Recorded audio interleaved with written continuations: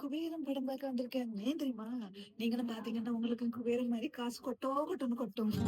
நம்பிட்டேன் நானு. குபேரா ரஜினி குபேரன் நடிச்சோன்னே தனுஷ் குபேரா பாப்பா ஒரே சத்தமா இருக்கு. Get ready for war.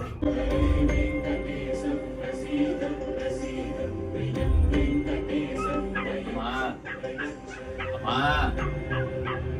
அம்மா உன் பேரு? என் பேரு தேவா சார். தேவா.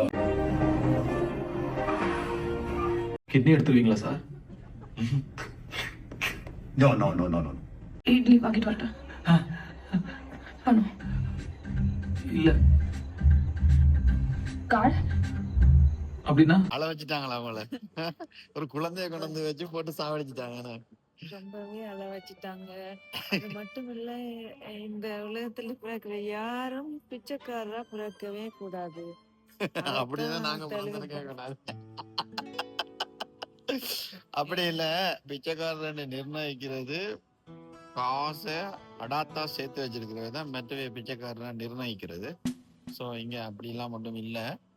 இந்த உலகம் எல்லாருக்கும் பொதுவானது. ஆனா ஒரு முக்காவாசி படம் நல்லா போய்க்கொண்டு இருந்தது. நாகார்ஜுனா வார கட்டம் வரைக்கும் நல்லா இருந்தது. அதுக்கு பிறகு கொஞ்சம் அப்படி இப்படி ஒரு சவ்வு மாதிரி இழுத்துட்டுது. என்ன செய்யறது? ஆனா ஒரு இத்தனையோ கோடியில செலவழிக்க எடுத்த படத்துல அவர் சொல்றார், பணம் முக்கியம் இல்லை அப்படின்னு.